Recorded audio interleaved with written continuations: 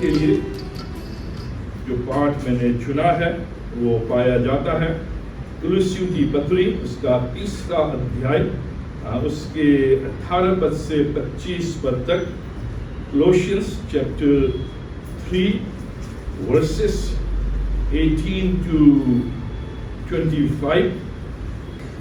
अब पिछले कुछ रविवारों से हमने एक नई सीरीज आरंभ की है।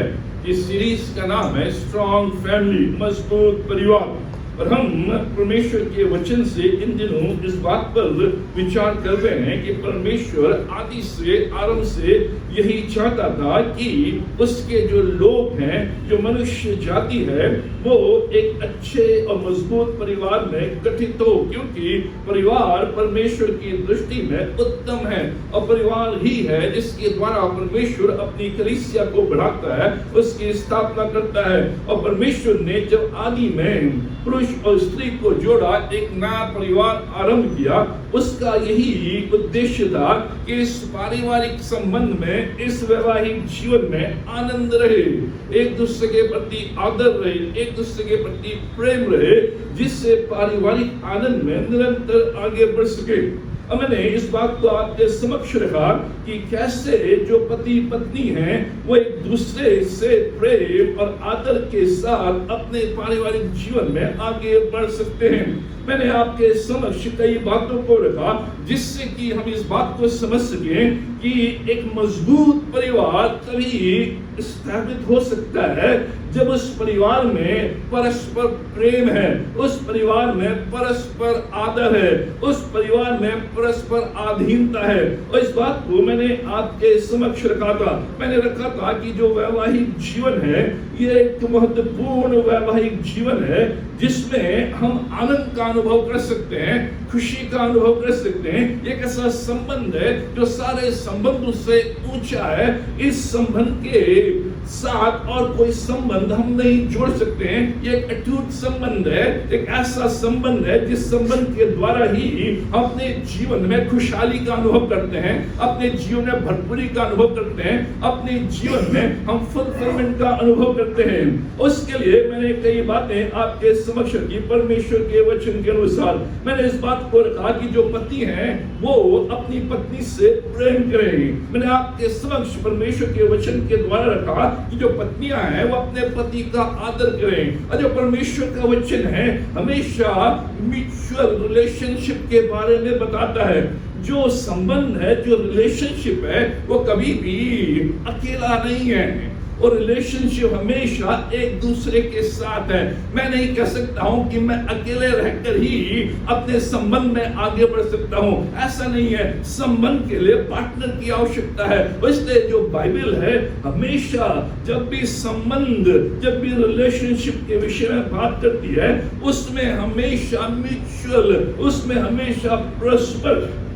आज इस खंड के आधार पर हम अपने पारिवारिक जीवन में, अपने वैवाहिक जीवन में एक कदम और आगे बढ़ेंगे। पति पत्नी आगे चलकर माता पिता बनते हैं और उनके बच्चे होते हैं। इसलिए इस खंड में आज हम देखेंगे कि जो माता पिता हैं उनका जो व्यवहार है अपने बच्चों के प्रति कैसा हो, और जो बच्चे हैं उनका व्यवहार अपने माता के पिता के प्रति कैसा हो। ये है परस्पर म्यूचुअल आपस में संबंध। अब जो इस खंड के आधार पर जो मैं आपके समक्ष रखूंगा वो ये, do not provoke your children, अपने बच्चों को तंग मत करो। अब ये परमेश्वर का वचन कहता है माँ बाप से। अब यहाँ पर हम एक म्यूचुअल, एक परस्पर संबंध देखते हैं। परिवार में जो संबंध है वो एक तरफा नहीं है, ये हमें समझना है। हम ये ना समझें कि जो परिवार में है, जो पिता है, जो पति है, बस वही है और बाकी सब उसके आगे पीछे हैं, भले वो उनसे संबंध रखे ना रखे। ऐसा बाइबल नहीं बताती है। बाइबल बताती है कि जो परिवार में जो संबंध है वो परस्पर है, वो म्यूचुअल है, वो एक तरफा नहीं है। केवल एक व्यक्ति के प्रेम करने के द्वारा ही संबंध स्थापित नहीं होगा, लेकिन जो दूसरा व्यक्ति है, जो पत्नी है, उसको आदर करना है। इसलिए परमेश्वर का वचन इस परस्पर संबंध को, इस म्यूचुअल रिलेशन को परिवार में देता है, पति पत्नी के रूप में आदर और प्रेम। कि जो पत्नी है वो अपने पति से आदर करे और जो पति है वो अपनी पत्नी से प्रेम करे। ये म्यूचुअल, और ये 18-19 पद में है, हे पति अपने पत्नी से प्रेम रख, हे पत्नी अपने पति का आदर कर। जब दोनों साथ चलेंगे, प्रेम भी और आदर भी, तो ये परिवार मजबूत होगा और इस परिवार में आशीष। उसके बाद जो 20 और 21 पद है, यहाँ पर पेरेंट्स के बारे में, बच्चों के बारे में बताया गया है, माता पिता और बच्चे। जो माता पिता और बच्चे हैं, लिखा है, हे बालकों सब बातों में अपने माता पिता का आज्ञा का पालन करो। ये बच्चों को आज्ञा दी गई है। और जो माता पिता हैं उनको 21वें पद में, हे बच्चे वालों, हे पेरेंट्स, माता पिता अपने बालकों को तंग न करो, न हो कि उनका साहस टूट जाए। और यहाँ पर क्या दिया गया है, जो बच्चे हैं उनको अपने माता पिता का आज्ञा पालन करना है, और जो माता पिता हैं उनको अपने बच्चों को तंग नहीं करना है, उनको चिढ़ाना नहीं है, उनको प्रोवोक नहीं करना है, उनको गुस्सा नहीं दिलाना है, उनके उत्साह को नहीं तोड़ना है। ये दोनों परस्पर, अगर केवल बच्चे माँ बाप का आज्ञा का पालन करें और जो माँ बाप हैं वो बच्चों को तंग करें, परेशान करें, तो वहां आनंद नहीं रहेगा, वहां परस्पर संबंध नहीं रहेगा। उसके बाद जो तीसरा दिया गया, सेवक और स्वामी, एम्प्लॉय एंड एम्प्लॉयर, जो 22 और 4 अध्याय के 1 पद में दिया है, लिखा है, हे सेवकों तुम अपने स्वामी का काम आज्ञा पालन से, मन की सच्चाई से करो।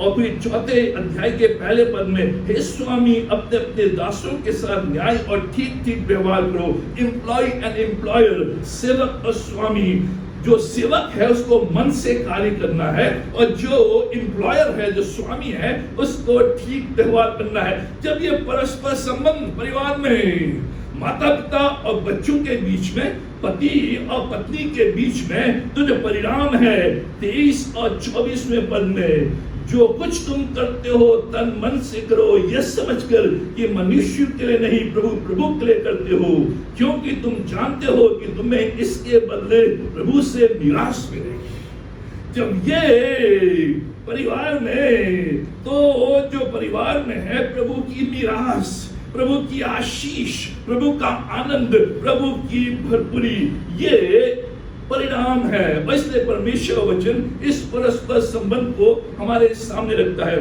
बीटीएस के संबंध में केवल एक पद, जो 23वां पद है, जो कुछ तुम करते हो तन मन से करो, यह समझकर कि मनुष्यों के लिए नहीं परंतु प्रभु के लिए करते हो। बीटीएस में कल से जो कुछ भी मैं करता हूँ, चाहे मैं झाड़ू लगाता हूँ, चाहे मैं पढ़ाता हूँ, चाहे मैं रजिस्ट्रेशन करता हूँ, चाहे वर्शिप लीड करता हूँ, चाहे मैं बस में जाता हूँ, ये समझकर कि मैं प्रभु के लिए कर रहा हूँ, प्रभु को प्रसन्न करने के लिए कर रहा हूँ, मनुष्य को नहीं।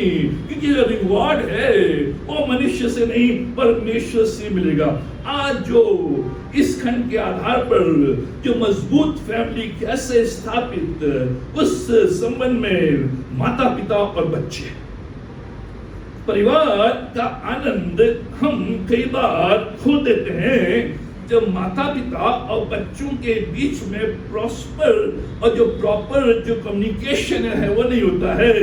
जो माता पिता और बच्चों के बीच में जो बराबर आर्ग्यूमेंट होते हैं, बराबर टकराव होते हैं, और माँ बाप कहते हैं कि बच्चे मेरी नहीं सुन रहे हैं, और बच्चे कह रहे हैं कि माँ बाप मुझे नहीं समझ रहे हैं, और माँ बाप कंप्लेन कर रहे हैं कि बच्चा मेरी नहीं मानता है, मेरी नहीं सुनता है, और जो बच्चे हैं वो कंप्लेन कर रहे हैं कि माँ बाप मुझे नहीं समझते हैं। ये बराबर आर्ग्यूमेंट, ये बराबर टकराव, सुनना नहीं, समझना नहीं, आज्ञा पालन, सुनना, तंग न करना, समझना।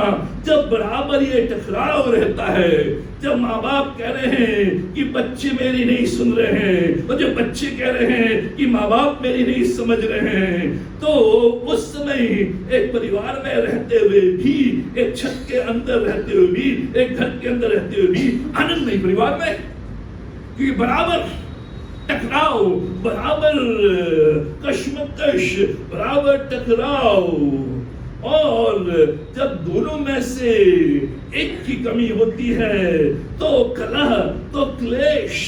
जैसे पति पत्नी के बीच में प्रेम और आदर, उसी प्रकार से माँ बाप और बच्चों के बीच में सुनना और समझना, ये दोनों।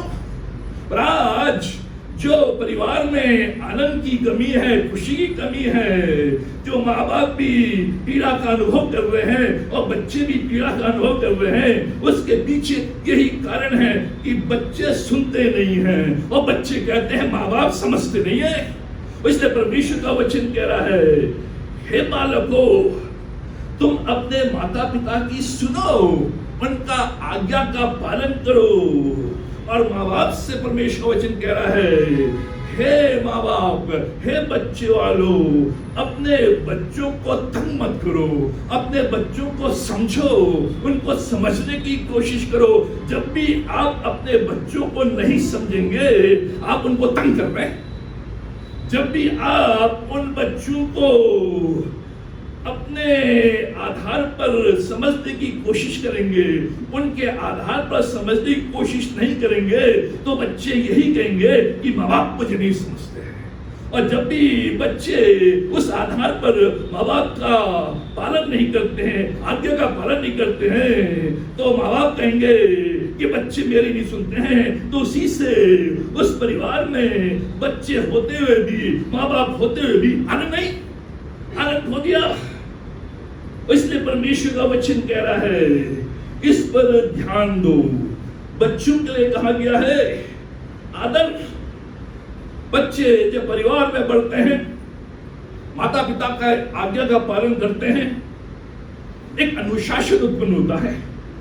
और जब बड़े होकर बाहर जाते हैं, तो बाहर जो सामना करते हैं, जिन चीजों का जो सामने आती है, उनका वो अच्छे रूप में सामना कर सकते हैं। ध्यान सुने जो बच्चे हैं, ध्यान से। क्यों परमेश्वर वचन कहता आज्ञा पालन? क्योंकि जो आज्ञा पालन है वो अनुशासन को लेकर आता है। जब भी मैं परिवार में अपने माँ बाप का आज्ञा का पालन करता हूँ, वो आज्ञा पालन, वो ओबीडियंस मेरे जीवन में एक डिसिप्लिन को लेकर आता है, एक अनुशासन को लेकर आता है। और जब मैं बाहर जाता हूँ, ग्रेजुएट होने के बाद, तो बाहर क्या आप सामना करेंगे? एक स्वार्थी संसार का सामना करेंगे। एक ऐसे संसार में, एक ऐसे वर्क प्लेस में, एक ऐसी जगह जाएंगे जहां लोग स्वार्थी है, सेल्फिश है, वो आपकी नहीं सोचेंगे, वो अपनी सोचेंगे और देखेंगे कि कैसे मैं इसको पुल डाउन करूं जिससे मैं आगे बढ़ूं। आप उस संसार में जा रहे हैं, आप उस संसार में जा रहे हैं जो संसार सेल्फ सेंटर्ड है, वो केवल अपनी सोचता है। हालांकि आपके कुलीग से, आपके फ्रेंड से साथ कॉफी पी रहे हैं, साथ जा रहे हैं, मूवी जा रहे हैं, लेकिन वो व्यक्ति अपने लिए सोच रहा है, सेल्फ सेंटर्ड।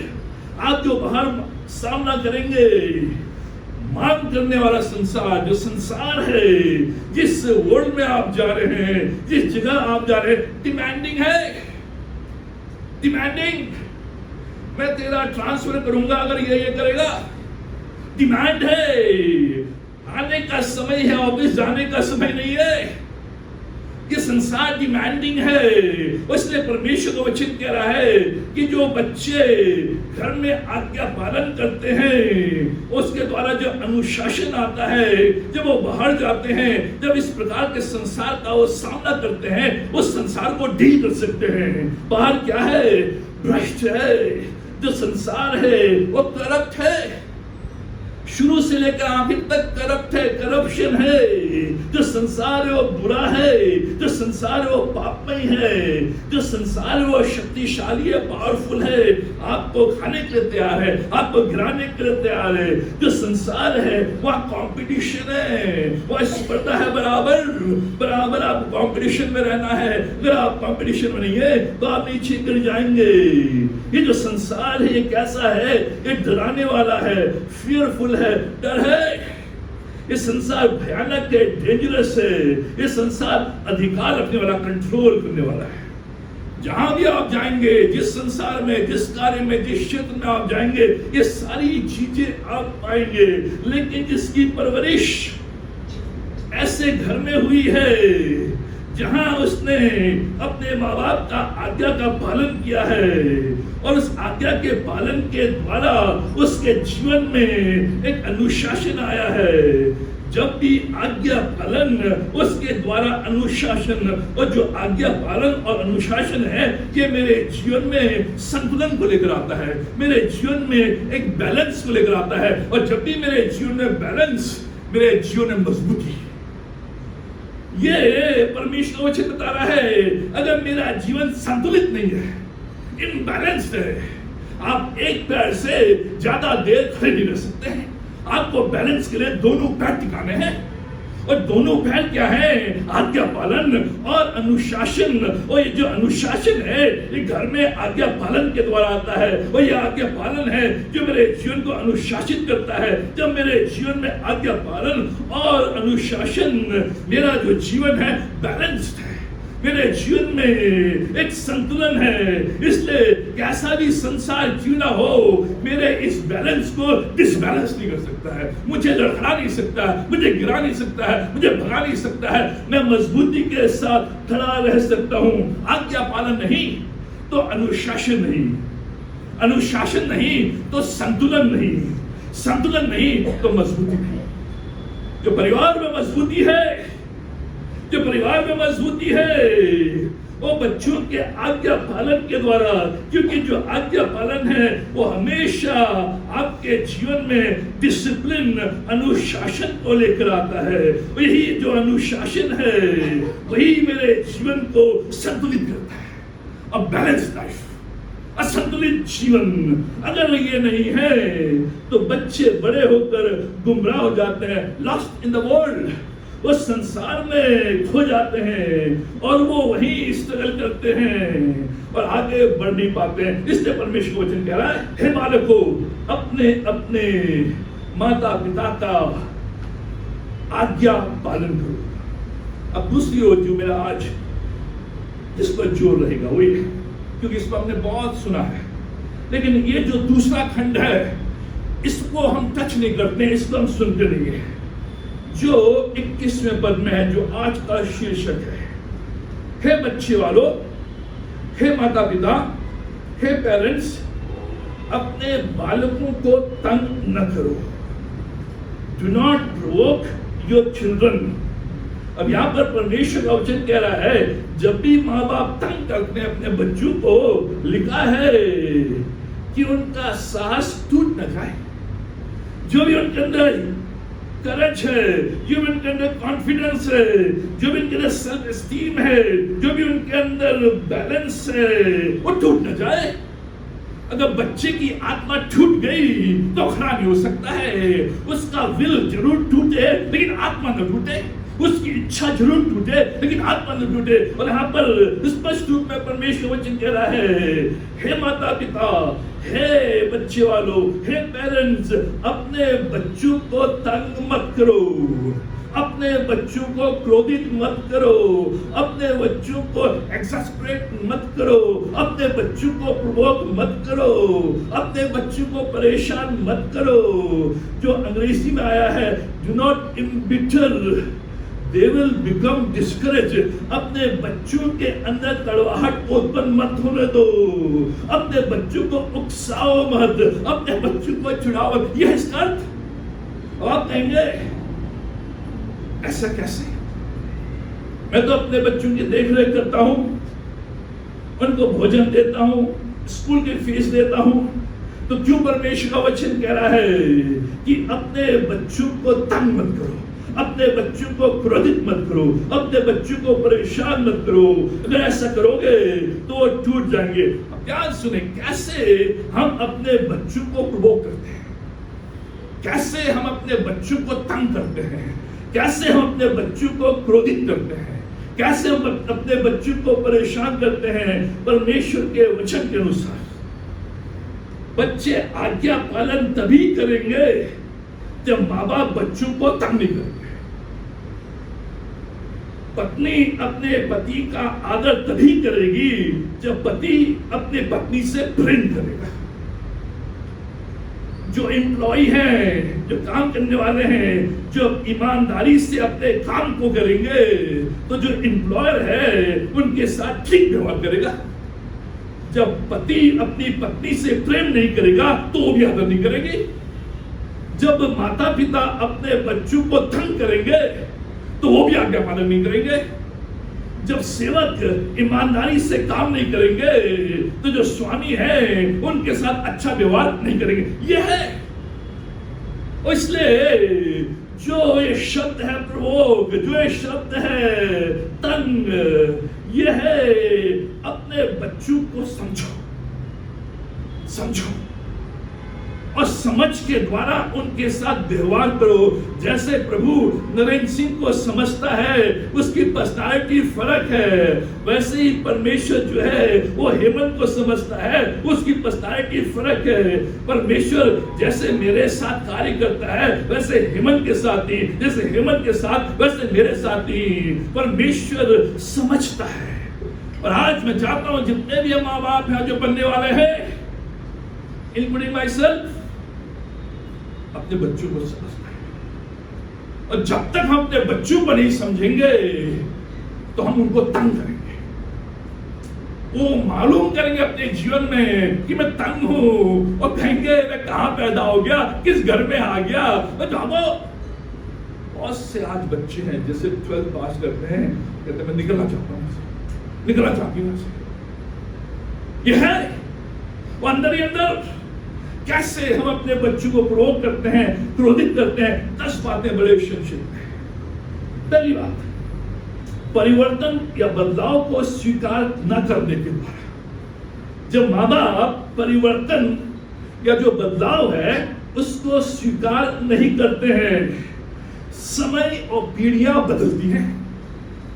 जो समय है बदलता है, पीढ़ियां हैं बदलती है, लेकिन हम इस जनरेशन गैप को नहीं समझते हैं। जो माँ बाप हैं वो परिवर्तन को स्वीकार करने के लिए तैयार नहीं है, वो बदलाव को स्वीकार करने के लिए तैयार नहीं है। वो अपने समय में ही, अपनी पीढ़ी में ही अपने बच्चों को ढालना चाहते हैं। हमारे और बच्चों के बीच में एक बदलाव आया है, एक परिवर्तन आया है जिसको माँ बाप को स्वीकार करना है। जो मेरा समय था वो समय फर्क था, और जो आज बच्चों का समय है उनका समय फर्क है। एक परिवर्तन है, एक बदलाव है, और जब तक कि माँ बाप उस बदलाव को, उस परिवर्तन को स्वीकार नहीं करेंगे और हम चाहेंगे कि हमारे समय के अनुसार, हमारी पीढ़ी के अनुसार ही ये बच्चे ढले, ये बच्चे करे, तो वो उनको परेशान करता है, उनको तंग करता है। हम कई बार माँ बाप बच्चों को अपने बचपन में लाने की कोशिश करते हैं। मैंने ये क्या, तुम ये करो। मैं तो 10 किलोमीटर पहले जाता था स्कूल, तुम भी जाओ। तो हाफ पैंट पहनता है, तुम भी हाफ पैंट पहनो। मेरे पास तो पॉकेट मनी, तुम भी पॉकेट मनी नहीं। मेरे समय में ऐसा जो सोच है वो बदल गई है। जो मेरे पीढ़ी की सोच है वो फर्क है, जो निशांत और नियाश की पीढ़ी की सोच है वो फर्क है। उस सोच में परिवर्तन आया है जिसे मुझे स्वीकार करना है। ये सोच बदल गई है, ये फैशन बदल गया है। ऊपर तक पैंट पहनने का फैशन चला गया है, और जितने नीचे पैंट उतना अच्छा। और माँ बाप जो है बच्चों की पैंट ऊपर खींच रहे हैं, और जो बच्चे हैं माँ बाप की पैंट नीचे खींच रहे हैं। एक परिवर्तन है, बदलाव आया है। एक टैटू क्यों बना लिया? आओ पूछते हैं। परिवर्तन है, ये चेंज है, स्वीकार करना है। अरे मैंने तो कभी भी किसी लड़की की तरफ देखा भी नहीं, तू तो हाथ में हटा के चलता है। स्वीकार करना परिवर्तन है। 1990 में हम जब अमेरिका गए थे, कोई भी लड़का लड़की साथ नहीं रहते थे, लेटर भेजते थे भाई के द्वारा या फ्रेंड के द्वारा, वो जाके किसी लड़की को देता दूसरी को। और आज जो है वो तो सेलफोन है, मैसेज है, सब कुछ है। परिवर्तन है सोच में, फैशन में बदल गया, बिहेवियर बदल गया है। जो माँ बाप हैं वो सीधे कई घंटे बैठ सकते हैं, लेकिन जो जवान है 5 मिनट सीधे नहीं बैठ सकते, वो चलते रहेंगे। ये बदल गया है, ये परिवर्तन है, इसको हमें स्वीकार करना है। हम बहुत स्लो हैं, लेकिन जो बच्चे फास्ट हैं उनका बदल गया है, ये स्वीकार करना है। जो हमारी वर्शिप है, तेरी शीरी आवाज जमान लोग सुना, और जो हम गाते हैं वो पंजाबी गीत तड़क वाला, वो बड़े बुजुर्गों को पसंद नहीं आता है।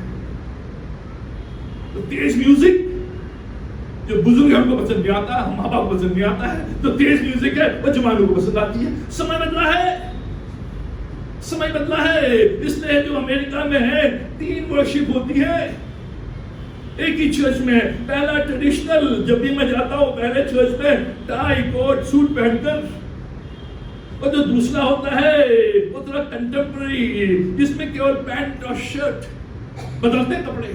और जो तीसरा है वो केवल जो यंग है जीन्स और टी शर्ट। 3 बार 3 सर्विस, तीनों सर्विस कपड़े बदलाओ। समय बदला है, परिवर्तन हुआ है। और जब मैं परिवर्तन को, बदलाव को स्वीकार नहीं करता हूं, इसके द्वारा मैं अपने बच्चों को तंग करता हूं।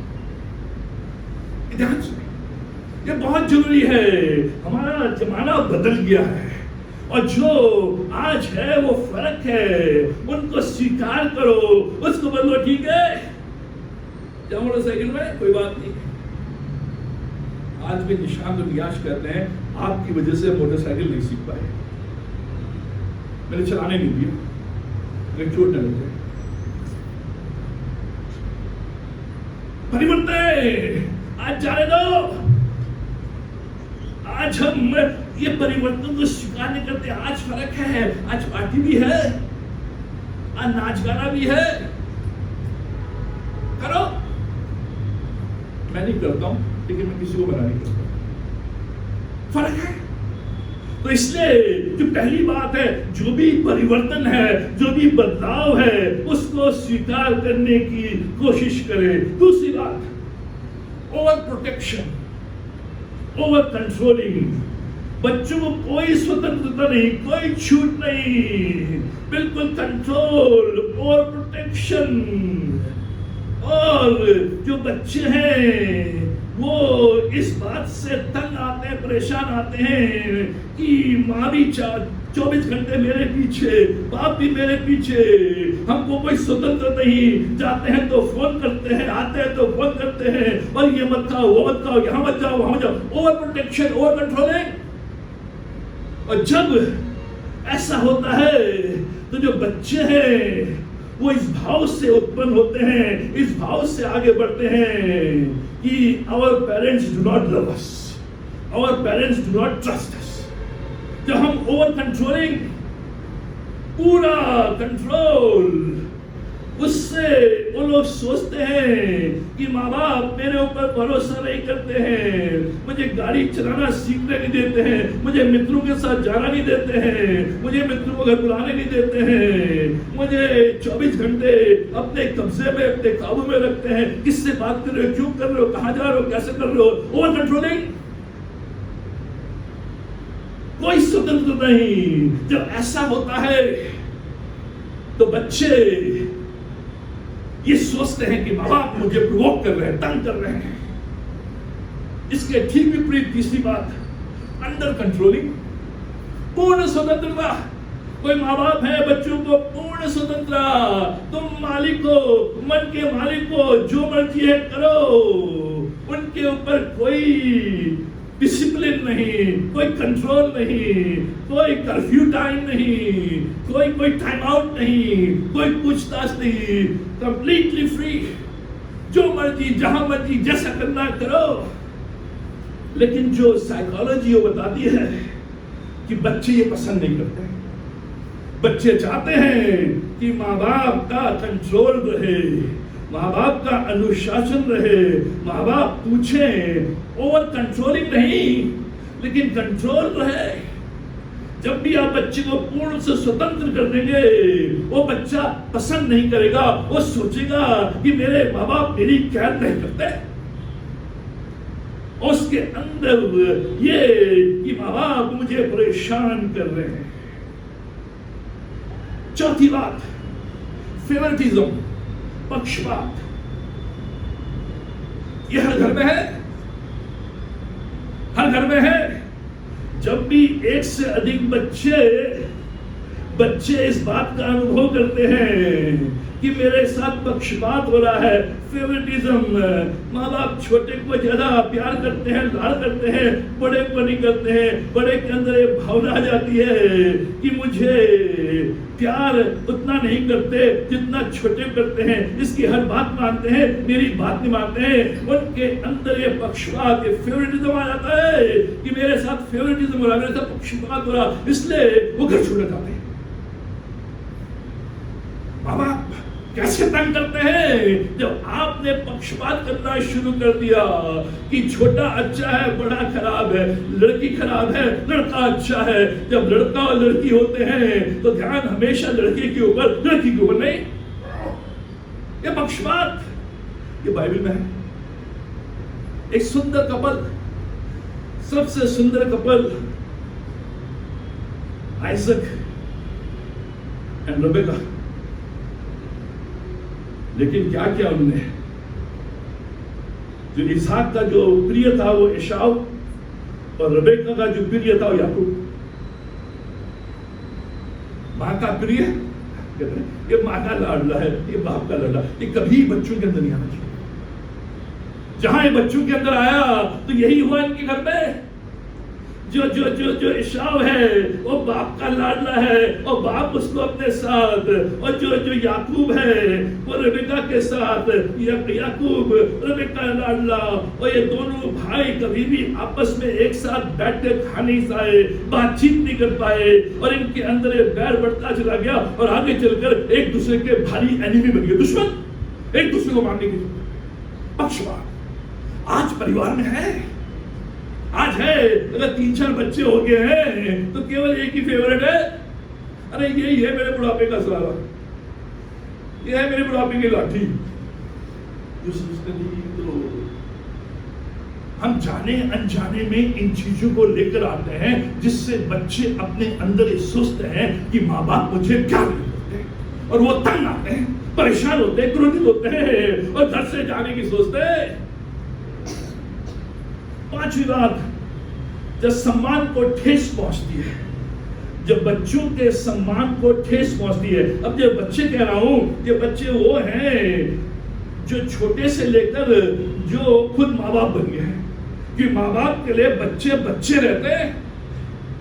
चाहे वो बच्चे माँ बाप के न बन जाएं, लेकिन माँ बाप के लिए वो बच्चे हैं। इसलिए जो माँ बाप हैं वो बचपन से लेकर जब वो बच्चे बूढ़े हैं, जब तक वो जीवित है माँ बाप, तब तक सारे बच्चे उनके बच्चे हैं। इसलिए चाहे उसकी शादी हो गई है, चाहे शादी नहीं हुई है, चाहे वो छोटा स्कूल जाता है, जब भी वो बच्चा सोचता है मेरे सम्मान को ठेस पहुंची है, वो सोचता है माँ बाप मुझे तंग कर रहे हैं। कैसे ठेस पहुंचती है? अपने बच्चे की बुराई, नालायक है तो पढ़ता ही नहीं है। आज हम अपने बच्चों की बुराई दूसरों के सामने करते हैं। कई बार दूसरे खड़े हैं, बच्चे लग रहे हैं नालायक गधा है, तो कुछ काम नहीं, उसके सम्मान को ठेस पहुंची। उसने मुंह तो बंद किया है, बोला तो नहीं है वो, लेकिन उसके सम्मान को, हर बच्चे के अंदर एक सेल्फ जो सम्मान है उसका, उसकी भावना रहती है, रिस्पेक्ट। यहाँ तक कि जो आजकल जो पैट्स हैं, ये छोटे डॉगी हैं, उनके अंदर भी है। अगर किसी के सामने डांट दो, जाके हमारा है वो, उसे डांट दो तो जाके सुबह के जाके बैठ जाता है, छूट जाता है। तो मित्रों, जो भी माँ बाप है, कभी भी किसी के सामने अपने बच्चे की बुराई ना, बच्चे के सामने उसे लगे नहीं कि 4 लोगों के सामने मेरी इंसल्ट करती है। अरे इस बार तो ये तीसरा आया, अरे पड़ोस वाला देखो पहला आ गया। सम्मान यही कहा है, उनका साहस टूट न जाए। जब भी हम ये करते हैं, बच्चों के साहस को तोड़ देते हैं, बच्चों के आत्मसम्मान को तोड़ देते हैं। और जहां आत्मसम्मान टूट गया, जहां साहस टूट गया, जहां आत्मा टूट गई, जहां आत्मा बुझ गई, वो आगे नहीं, कभी भी नहीं कि ऐसा उनके लिए बोले। बच्चे समझते हैं, बोले नहीं, लेकिन समझते हैं कि मेरे लिए क्या बोला जा रहा है। छठी बात, सामने असंभव से लक्ष्यों को रखना है। बच्चे क्यों तंग हो जाते हैं, क्यों परेशान होते हैं, कैसे माँ बाप बच्चों को तंग करते हैं, जब उनके सामने हम इम्पॉसिबल गोल्स रख देते हैं, असंभव गोल। तुझे डॉक्टर बनना है, तुझे बड़ी कंपनी का मालिक बनना है, तुझे इस साल 98% मार्क्स लाने हैं, अगर नहीं आएंगे तो घर मत आना। और जब भी रिजल्ट आउट होता है, बहुत से बच्चे घर नहीं आते, आत्महत्या कर देते हैं। आप पढ़िए, जब भी CBSE का रिजल्ट आता है, राजस्थान बोर्ड का आता है, ICSE बोर्ड का आता है, असंभव गोल तुझे करना है। और जब भी हम उनके सामने, और उसका इंटरेस्ट कहीं और है, उसकी एबिलिटी कहीं और है, उसका काम कहीं और है, और हमने क्योंकि आता है जो माँ बाप नहीं कर पाते हैं, उसको बच्चों में डाल देते हैं। भाई मैं तो कभी फर्स्ट डिवीजन नहीं आया, फिर तुझे आना है। ये वो माँ बाप उनसे आशा करते हैं जो माँ बाप अपने हर एग्जाम में 3rd डिवीजन आए, 3rd क्लास। रखना है गोल उनके सामने, लेकिन असंभव गोल नहीं, क्यों टूट जाए कोई बात नहीं। इस बार 3rd डिवीजन आया, कोई बात नहीं, अगले साल ट्राई करना। लेकिन ये है कि तूने मेरा मुंह काला कर दिया है, समाज में कैसे दिखाऊंगा अपना मुंह, क्या कहूंगा, लोग सब बोल रहे हैं मेरा बेटा मेरी बेटी, मैं क्या कहूंगा। ये क्या हो गया, क्या हो गया। जो बड़े बड़े हुए हैं उद्योगपति, विराट कोहली जिसने भी यहाँ अपना रेस्टोरेंट खोला है, 11वीं पास है, 11वीं पास। हुनर परमेश्वर चाहता है माँ बाप से कि कभी भी ऐसे गोल्स बच्चों के सामने न रखें जो वो पूरा नहीं कर सकते। रखना है गोल्स, उनको इंटरेस्ट करना, उनको आगे बढ़ाना है, लेकिन ये कि अगर तूने ऐसा नहीं किया, मेरी संतान नहीं। मैं जानता हूं मैं क्या बोल रहा हूं, ये होता है, आज भी हो रहा है।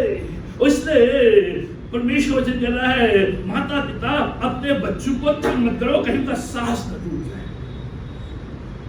और एग्जाम के एंड में बहुत से बच्चों का साहस टूट जाता है, घर नहीं आते, भाग जाते, चले जाते। सातवीं बात, प्यार प्रकट न करने के द्वारा। कैसे बच्चों को तंग करते हैं, हम अपने प्यार को प्रकट नहीं कर पाते हैं, उनके साथ बातचीत नहीं करते हैं, उनको छूते नहीं है, उनके साथ खेलते नहीं है, बातचीत, बड़े भी होंगे तब भी छूना है, प्यार प्रकट करना है। बच्चों को हमेशा ये फील हो कि मेरे माता पिता मुझसे प्यार करते हैं। और प्यार करने का मतलब नहीं कि आपने बड़ी बड़ी गिफ्ट दे दी, उससे कुछ फर्क नहीं पड़ता। प्यार करने का मतलब है उनके आसपास जो भी 5 मिनट आपको मिले हैं, प्यार से आपने बोल दिया, आपने छू दिया, good, that is with you, खुदा है तेरे साथ। ये प्यार छूना, खेलना, बातचीत करना, ये बहुत जरूरी है। आठवीं बात, अत्यधिक पनिशमेंट या डिसिप्लिन। घर में सख्ती, मिलिट्री रूल, कड़क, बहुत कड़क। लेकिन परमेश्वर वचन कहता है जो भी तुम इनको डिसिप्लिन करो इन लव। लेकिन कई बार हम सोचते हैं जितना कड़क हम घर में होंगे, बच्चों को जितना पनिश करेंगे, जितना डिसिप्लिन करेंगे उतना अच्छा होगा। लेकिन आज जो समाज है बदल गया है। आज जो बच्चे हैं उनकी जो परवरिश है वो एक सद्दाम हुसैन के रूप में नहीं, लेकिन एक फ्रेंड के रूप में। आज जो बच्चे हैं माँ बाप को अपने मित्र के रूप में देखना चाहते हैं, सद्दाम हुसैन के रूप में नहीं। मिलिट्री रूल नहीं, शासन नहीं, क्रूरता नहीं, सख्ती नहीं, डिसिप्लिन हाँ, लेकिन प्यार से। और जब भी हम बच्चे को डांटे फटकारे, हम बड़े हुए हम ऐसे पढ़ते थे, यहाँ मांगते थे, घुटनों मांगते थे, स्कूल में भी। इसीलिए आज नियम बदल गए। कई बार जो मास्टर इतनी जोर से कान खींचता था, कान हाथ में आ जाता। आज स्कूल बंद कर दिया वहां का।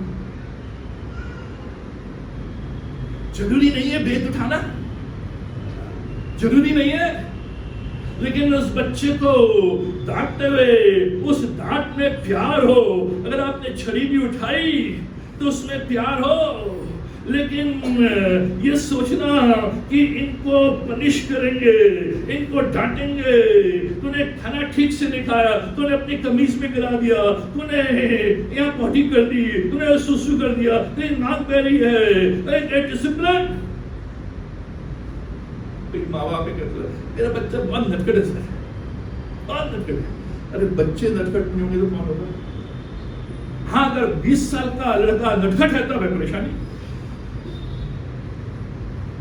बच्चे नटखट ही अच्छे लगते हैं। और ऐसे बैठ गया बुद्धा की जुबान, नटखट अच्छे लगते हैं बच्चे। नटखटी बच्चे नहीं करेंगे, कौन नहीं करेगा? वहां की छोटी गाड़ी चल देते हैं। एक बार हम लोग पीटीओ में जब रचना लोग की शादी हो रही थी अपनी थे, हम सिंगापुर में थे।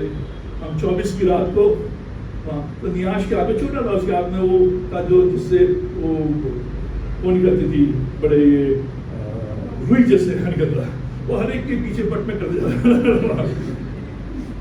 और उनको हंस रहे थे। ये बच्चे हैं, ये जो बदला है एक माहौल।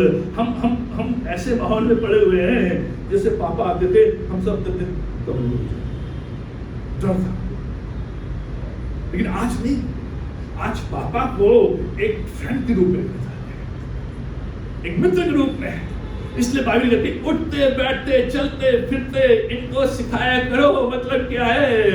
आप इनके साथ उठ रहे हो, बैठ रहे हो, खेल रहे हो, सो रहे हो, तब कहने के आ जाओ हमारी क्लास लगेगी आज। ये परमेश्वर का वचन है। और इसलिए जब अत्यधिक होता है तो ये बच्चे तंग अपने आप को महसूस करते हैं। तब ये बात कैसे हम बच्चों को तंग करते हैं? जब बच्चे हमारा दोहरा जीवन देखते हैं, दोहरा जीवन व्यतीत करने के द्वारा, बिना सिद्धांत के दोहरा जीवन।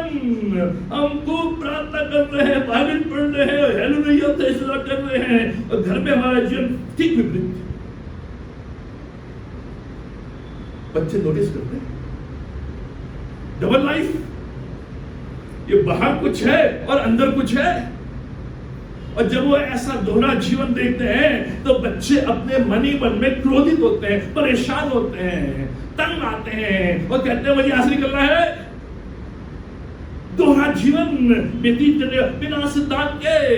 लेकिन जब बच्चे देखते हैं मेरे माता पिता के जीवन में सिद्धांत हैं, प्रिंसिपल्स हैं, उनका जीवन एक सा है, तब वो कितने भी बड़े क्यों ना हो जाएं, वो आपके साथ है, आपका आदर है। 10वीं अंतिम बात, कैसे हम नेग्लेक्ट करते हैं, कैसे हम उनको तंग करते हैं? नेग्लेक्ट करने के द्वारा, ध्यान नहीं देने के द्वारा।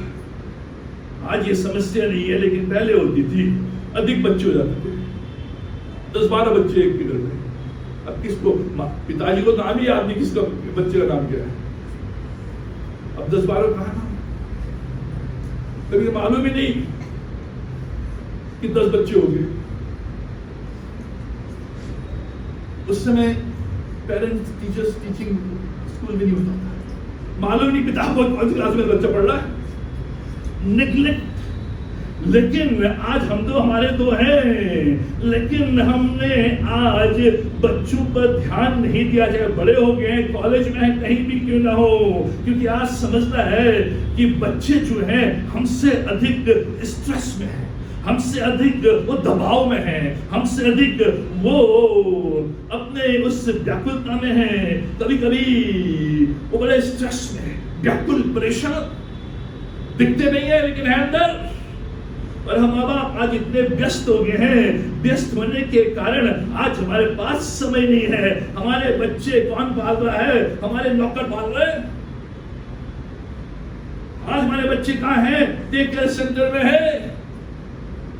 आज जो बड़ा समाज है, जो ऊंचा समाज है, एलीट समाज, जो हाई क्लास, जब जा रहे हैं बाहर घूमने के लिए तो मां नहीं पकड़ती बच्चे को, पापा नहीं पकड़ता बच्चे को, लेकिन नौकरानी है पकड़ लेते।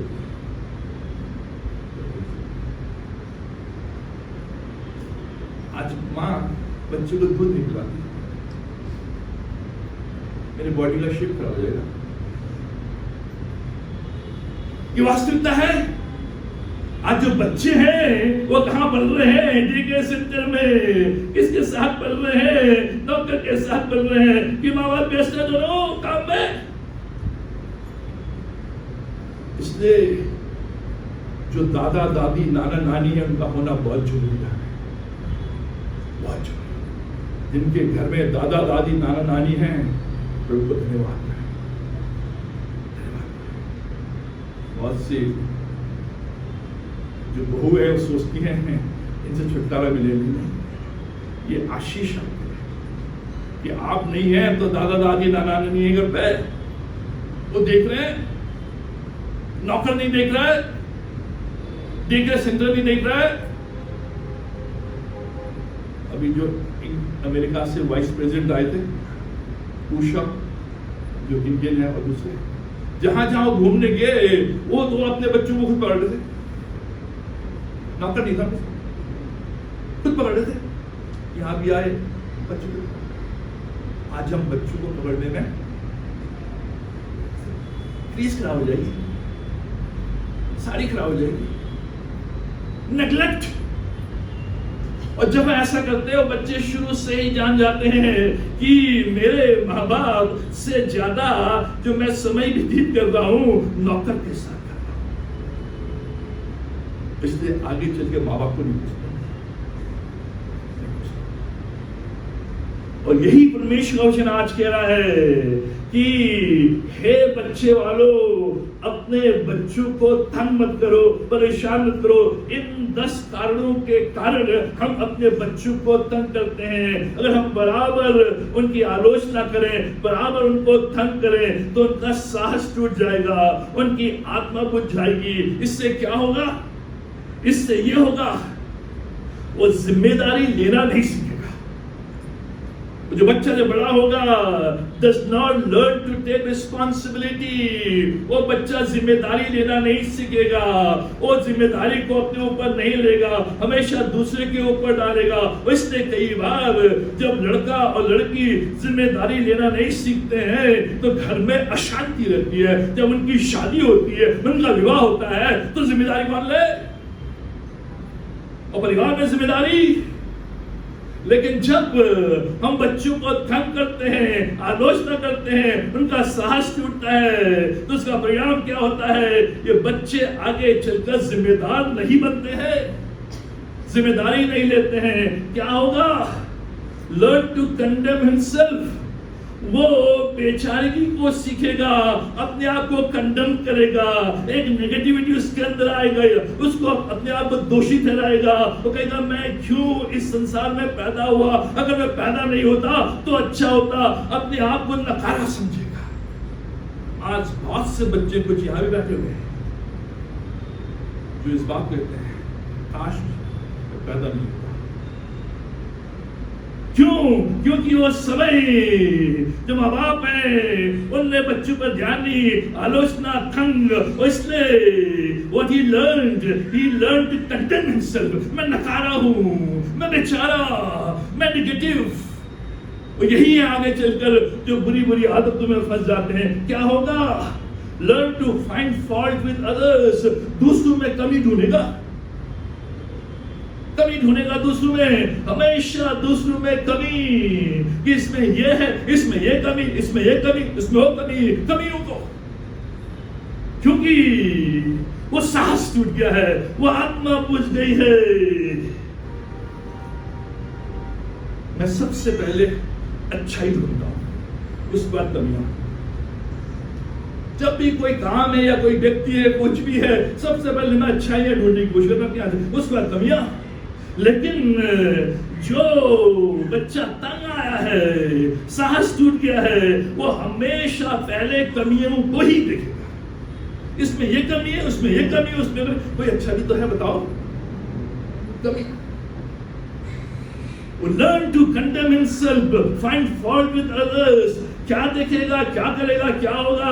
Learn to doubt his judgment। वो अपने निर्णयों में संदेह करेगा, अपने चुनाव में संदेह करेगा, जो कदम वो उठाने की कोशिश करेगा वो संदेह के साथ उठाएगा, अपनी सोच में संदेह। डाउट हिज जजमेंट, मेरा निर्णय सही है या नहीं है, मेरा चुनाव सही है नहीं है, मेरी सोच सही है नहीं सही है, मेरे कदम सही है नहीं सही है, वो जजमेंट पे डाउट करेगा। क्या होगा? Learn to distrust others. दूसरों पर भरोसा नहीं करेगा, दूसरों पर विश्वास नहीं करेगा। अधिकतर यही लोग हैं जो दूसरों पर भरोसा नहीं करते हैं। I don't trust him, I don't trust her. लेकिन मेरे मित्र, आज जो जीवन है वो विश्वास के आधार पर चलता है। आपको ट्रस्ट करना है, आपको भरोसा करना है, भले दगाबाजी हो जाए आपके साथ, ये भरोसा करना है। लेकिन जब साहस टूट गया, इसलिए क्या करना है बाबा आपको? Focus on doing right. जो वो सही कर रहा है उस पर फोकस करें, उस पर फोकस नहीं जो वो गलत कर रहा है। हमारा ध्यान क्या था माँ बाप का? अरे तेरे इसमें कम नंबर आए, इसमें कम नंबर आए, इसमें कम नंबर आए। लेकिन देखिए उसमें एक दो सब्जेक्ट है जिसमें ज्यादा नंबर भी तो आए होंगे। अरे तेरा ऐसा है, तेरा ऐसा, तेरा ऐसा है, कुछ तो अच्छा होगा।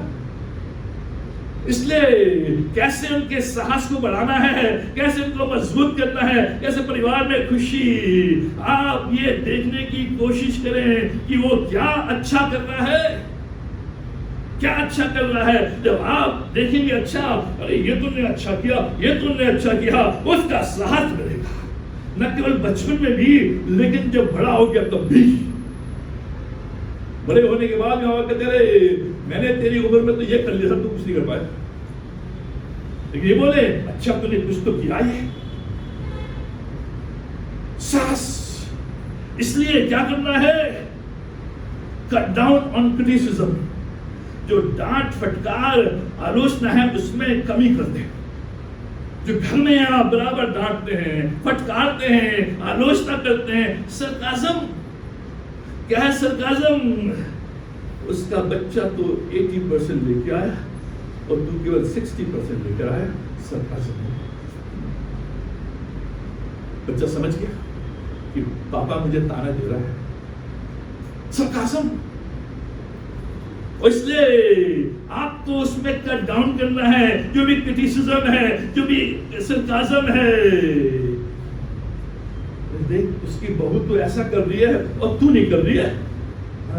बहू की तुलना करते हैं, अरे उसकी बहू देखो और तू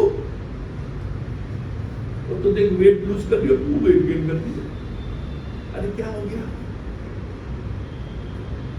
ये सरकाज़म, ये क्रिटिसिज्म दूर करें। इसलिए क्या करना है? Look for ways to celebrate and applaud.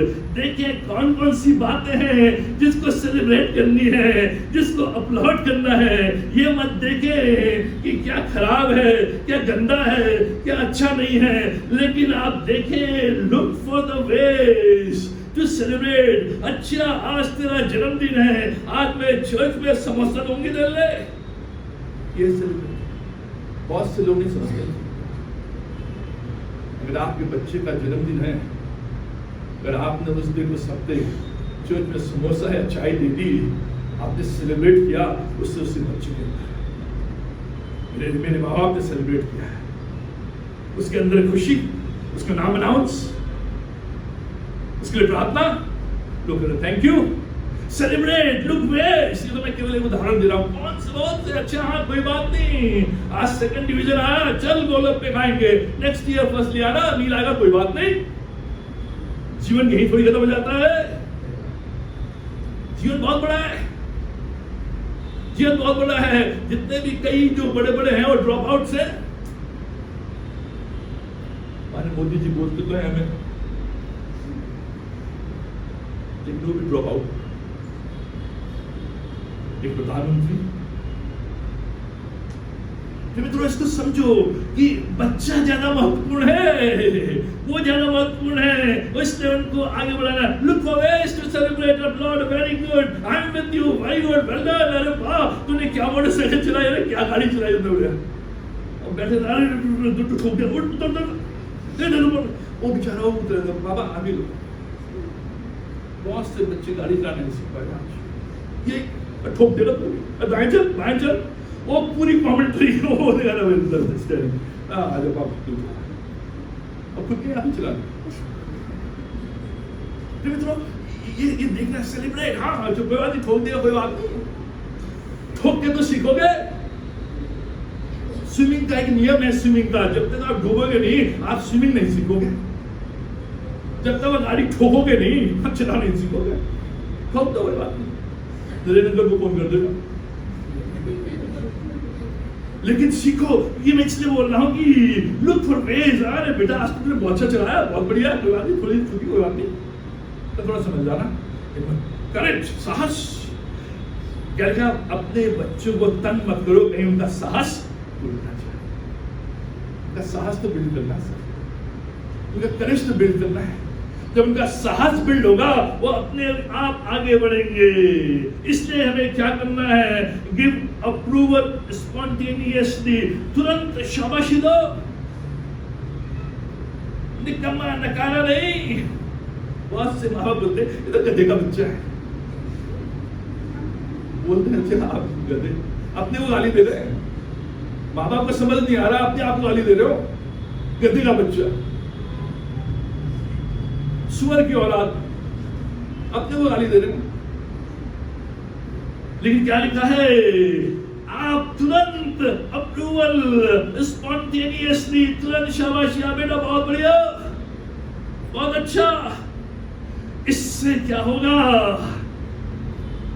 एक साहस। इसलिए बाइबल कह रही है, घर में कैसे आनंद, जब पति अपनी पत्नी से प्रेम करेगा और पत्नी अपने पति का आदर करेगी। जब ये साइकिल, ये जो सर्कल चलेगा, इस घर में आनंद रहेगा, इस घर में प्रेम रहेगा, इस घर में आदर रहेगा। जब माँ बाप बच्चों को तंग नहीं करेंगे तो बच्चे माँ बाप का आज्ञा पालन करेंगे। जब बच्चे माँ बाप का आज्ञा पालन करेंगे तो जो माँ बाप हैं बच्चों का अप्रूवल करेंगे।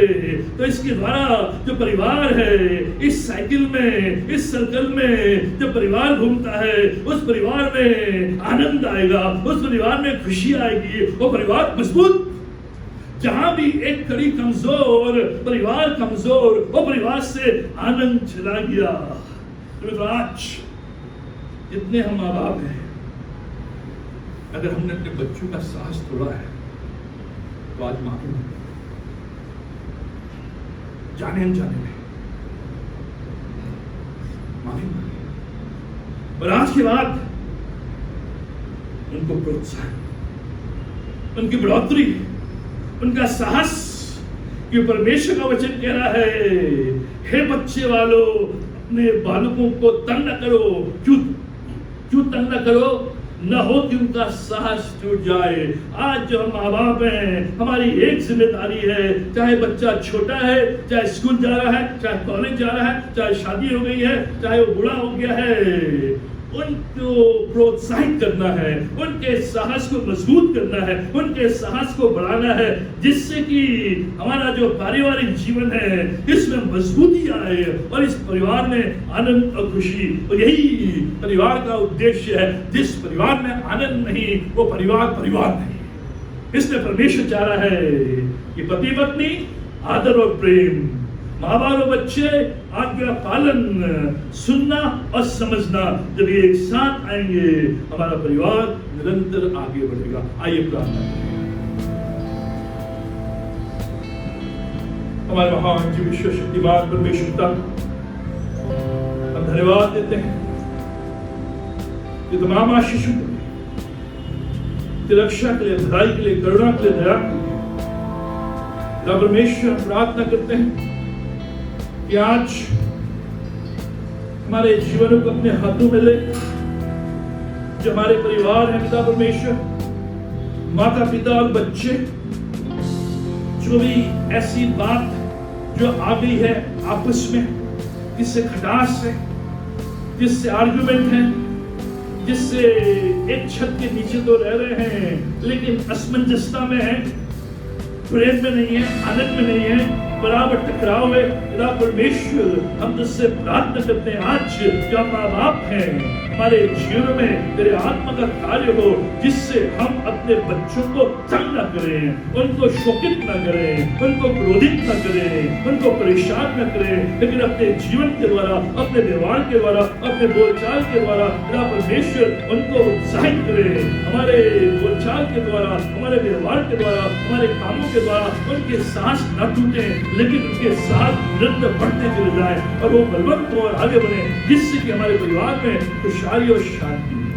हम प्रार्थना करते हैं बच्चों के लिए, जो बच्चे किसी कारणवश माँ बाप के विरोध में आज्ञा पालन नहीं, पिता परमेश्वर के जीवन में तो कार्य कर, जिससे कि घर में रहते हैं माँ बाप का आज्ञा पालन, क्योंकि उसके द्वारा अनुशासन है। जब आज्ञा पालन अनुशासन, उसी के द्वारा इस संतुलित जीवन और उसी संतुलित जीवन में ही मजबूती। पिता परमेश्वर होते कि हमारे परिवार में ये साइकिल, ये सर्कल बराबर बना रहे, जिससे कि पत्नी पति का आदर करे और पति पत्नी से प्रेम करे, बच्चे माँ बाप का आज्ञा पालन करें और माँ बाप बच्चों के साहस को मजबूत करें। तेरा परमेश्वर तुम्हें संभाल हमारी धन्यवाद देते हैं इसने मन में दुनिया में प्रवेश कराए। धन्यवाद देते हैं इसने पूरे महीने दुनिया में संभाला, हमारी सहायता की, रक्षा मदद की, प्रकार से हमारी भलाई की, हमें हर प्रकार की तकलीफ से, परेशानी से बचा के रखा। इस नए महीने में प्रवेश कराया हमारे वजूद। परमेश्वर इस महीने को पिता पुत्र पवित्र आत्मा के नाम में ब्लेस करते हैं, आशीषित करते हैं, जिससे ये महीना हमारी कलीसिया के परिवारों के लिए आशीषमय महीना ठहरे। इस महीने में हम अपने परिवारों में, अपने जीवनों में, अपने बच्चों के जीवनों में, अपने व्यवसाय में, अपने कार्यों, अपनी सेवाओं में ये बड़े बड़े और सामर्थ्य हाथ को दे सके। इस महीने में पिता परमेश्वर तुम्हें संभालना, सहायता करना, हर दुख से, तकलीफ से, बीमारी से, परेशानी से बचा के रख, जिससे कि इस महीने में निरंतर आगे बढ़ सके, तेरे सामर्थ्य हाथ का अनुभव कर सके, तेरी आशीषों का अनुभव कर सके और निरंतर इस बात का अनुभव करें कि प्रभु हमारे साथ है और प्रभु हमारी सहायता, रक्षा, मदद करेगा, हमें गिरने से बचाएगा, लड़खड़ाने से बचाएगा और निरंतर आगे रहेगा। तेरा परमेश्वर तुम्हारी सहायता, रक्षा, मदद करेगा। प्रार्थना करते आज जितने भी हमारे बीच में आए हैं, तेरा परमेश्वर हमारी प्रार्थना है, जो रोग है, जो रोग के कारण है, जो दुख है, परेशानी है, बोझ है, तकलीफ है, जिसके साथ आज हमारे लोग तेरे भवन में आए, हम प्रार्थना करते हैं अपना चंगाई का हाथ, अपना सामर्थ्य हाथ उनके ऊपर बढ़ा। जो भी रोग है, रोग का कारण यीशु के नाम से दूर हो सके, जो भी कला है, जो भी बोझ है, जो भी चिंता है, यीशु के नाम से दूर हो सके। और परमेश्वर आज यहाँ से जाते हैं एक नई सामर्थ्य के साथ, एक नई शक्ति के साथ, एक नई आशा के साथ कि प्रभु उनके साथ है, प्रभु उनकी सहायता करेगा और इस पूरे सप्ताह और इस पूरे महीने में संभालेगा, उनके कार्यों का आशीष देगा, उनके जीवन से दुखों को, कष्टों को दूर करेगा, बीमारियों को दूर करेगा, स्वतंत्र करेगा और आजाद करेगा। परमेश्वर यहाँ से विदा होते हैं, ये आशीष हमारे जीवन में बराबर करते हैं। ये सब कुछ निर्भर करता परमेश्वर मसीह के नाम पर मांगते हैं। और परमेश्वर मसीह का अनुग्रह, खुदा परमेश्वर का प्रेम और आत्मा की संगति हम सबों के साथ आज हमेशा तक बनी रहे।